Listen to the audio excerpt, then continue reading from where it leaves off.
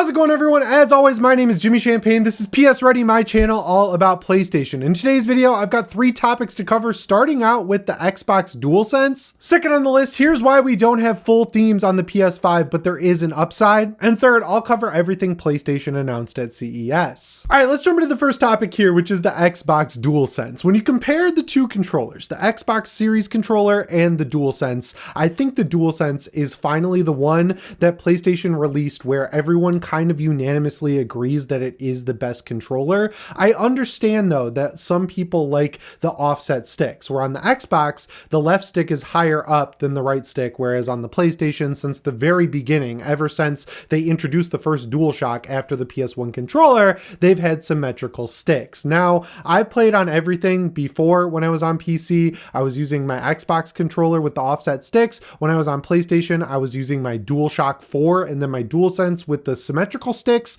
My opinion is that symmetrical is just better. I don't know why, I just prefer it. The point being though, I understand why Xbox fans would want a controller that's just not a reskin of the last gen controller, and that's where the competitor comes in. So this thing is weird to look at. Imagine if you took a DualSense and just removed the touchpad and filled it in with a weird button. That's what Hyperkin's new controller is, and it works with Xbox. Of course, it brings across the symmetrical sticks, but that's really the only thing outside of the overall design itself that actually is retained from the DualSense. You don't get the haptic feedback, you don't get the adaptive triggers, but there is one strong upgrade that I would like to see Sony steal from this controller that's ripping them off, and that is Hall effect sticks. If you guys didn't know, I have a channel called Deck Ready that is all about the Steam Deck, and there's a lot of competitors to the Steam Deck out there, like the ROG Ally and the Lenovo Legion Go, and a few others, and some of the other competitor consoles use Hall effect sensors, and basically what those are for is making it so that you will never get stick drift, because they use weird little magnets to figure out where the stick is in relation to the controller or something. I don't really know how the hardware works. All I know is that it's better and it basically eliminates stick drift, and this new controller from Hyperkin has those Hall effect sensors in the controller. Now, Sony kind of got halfway there with the DualSense Edge, right? Like they introduced the swappable stick modules, and unfortunately those have caused more problems than they've fixed. The first one being they are never in stock, despite the fact that they're pretty cheap. A lot of people in my comments are always talking about how the sticks seem to degrade a little bit faster on their DualSense Edge for some reason, but then when they go to purchase new modules, they're out of stock. They don't sell them really anywhere else. You can get them through Best Buy and Target, I'm pretty sure, but I have never once seen them in stock there, whereas they do periodically restock for random small drops on PS Direct. And then there's another weird issue that has to do with the 30th anniversary DualSense Edge, where the stick modules in that controller are gray, but the ones you buy are black, and that wouldn't be that big of a deal because there's a little plastic door covering it up, but the sticks themselves are gray and the stick caps are gray. So if you use the replacement modules, like you break your sticks on the 30th anniversary DualSense Edge, it's going to be off color, which, you know,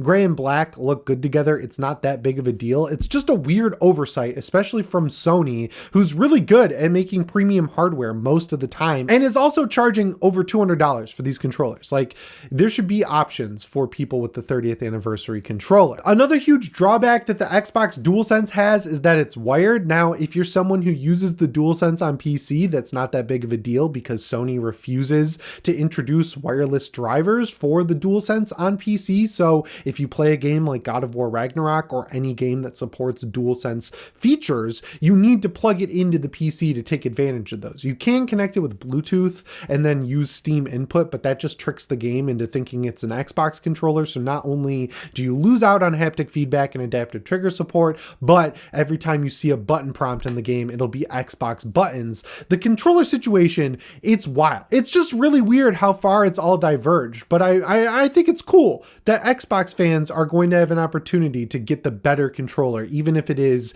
kind of like a neutered version of what we've been enjoying for the past few years on the PlayStation 5. You know, I'm just going to use this opportunity, since I'm talking about controllers, to ask Sony directly, where is the DualSense V2? I got a lot of game time in over the past week playing the Crew Motorfest. I did a grand race with one of you and you dropped out halfway through the race. We were a crew and we were supposed to win the grand race. I saw us sitting there in like 3rd or 4th place. What the hell was that? Why did you drop out? You ruined the race for me. I lost all all the money. It's a huge bummer. I was playing that a lot over the past couple of weeks, and the battery drain was nuts. I got to assume it's because of the great haptic feedback and adaptive trigger support that the game has, but like, I shouldn't be punished for using features of the controller that are baked into the console. Like, Sony needs to be commended for how many third-party developers have taken advantage of this great hardware this generation, but then they kind of left us out in the cold with terrible battery life. I think they finally need to introduce the DualSense V2 with a better battery life. Like, I don't want to wait till the PS6. Anyway, that brings me to the second news story here, which is a little bit of an explanation as to why we don't have full themes. So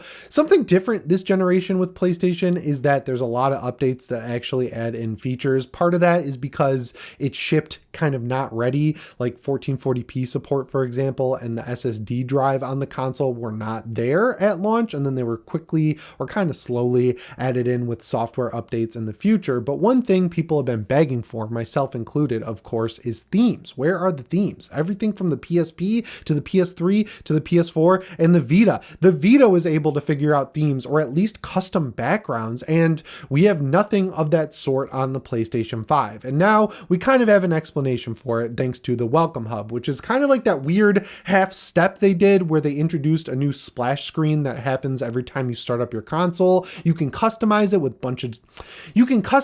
a bunch of different widgets. You can see your friend activity, you can see your trophies, you can see the store. You can just get rid of them all and see a nice background that you select. And it turns out that that was just a small team at Sony who passionately came up with it because they heard our pleas for themes. Sony wouldn't invest in it, so they just made it themselves. Apparently, there was like a hackathon sort of situation where people were able to come up with features in a set time limit for the PlayStation 5, and then the good ones were allowed to go into full production. And one of those was the Welcome Hub. So a small team within Sony took time out of their workday to develop the Welcome Hub and get it ready to go and have it shipped on consoles. But that just shows why there's no themes, because Sony at the top level clearly doesn't want to invest in it, and there just doesn't seem to be a big enough team within Sony that's actually going to deliver these themes. I'm curious who came up with these amazing 30th anniversary themes because they're just excellent. I have mine set on my PS5 Pro to the PS3. I love hearing the little tick sound.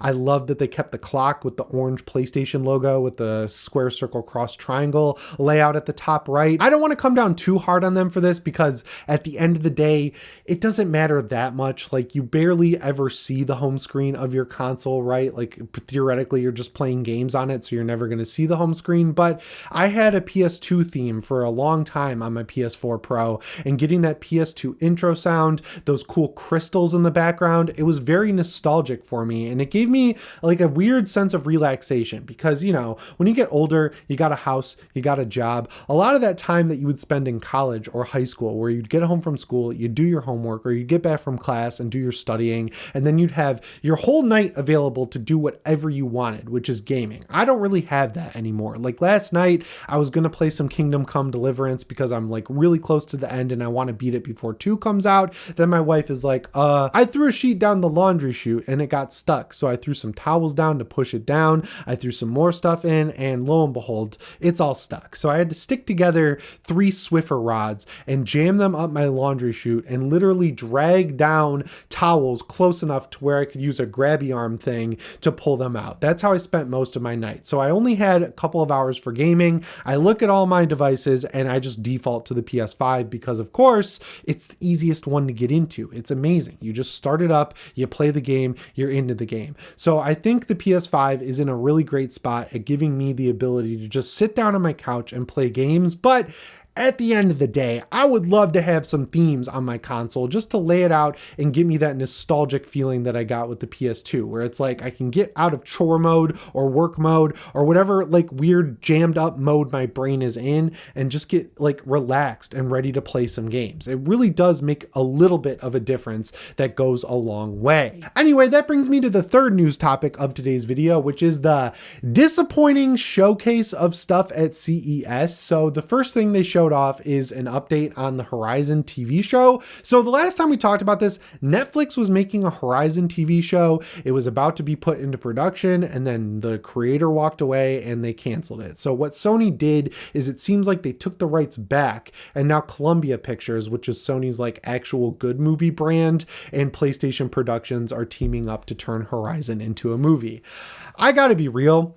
You guys know I'm not the biggest Horizon fan, but I'll always say that the world, the graphics, and the gameplay itself are all excellent. The one thing that stops me from wanting to play a 50 to 60 hour RPG though in the Horizon world is the story. A lot of people praise the story for being like groundbreaking, revolutionary sci-fi, and to that I just have to say, you clearly watch like one sci-fi movie a decade, because if you've seen anything or read any sci-fi book, it is so obvious from the first 5 minutes of that game exactly where the story is going. Like the story, I don't know what to say. I know you guys are going to get mad, but like, I just think the story is so weak. So if they're adapting that into a movie, what are they going to do? Like, I just don't know how they're going to make that interesting, but I guess when the bar is on the floor, the only way to go is up. Much more exciting though is the update we got on Ghost of Tsushima. So the movie with Chad Stahelski, the guy who made John Wick amazing, is still going forward. I'm very excited for that. It reminds me of one of my all-time favorite movies, The Last Samurai. If you haven't seen it, it's one of Tom Cruise's best movies.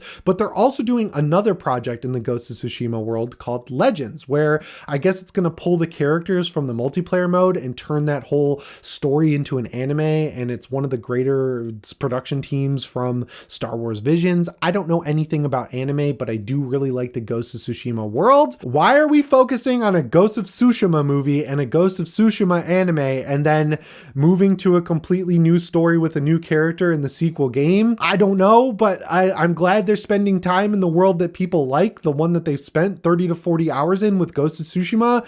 It's just weird brand alignment stuff. Like, I don't know. I wish that we were getting a sequel to Ghost of Tsushima instead of like a new game with a new character. Not that I don't trust Sucker Punch. I completely do. And I'm sure they'll win me over, but it is still just a little bit disappointing that the games are just going off in a complete different direction from everything else. Like, it doesn't really build on itself when you're using different stories, I don't think. My favorite announcement is that Helldivers is getting a movie. I think this could be really good if they pick the right person for it.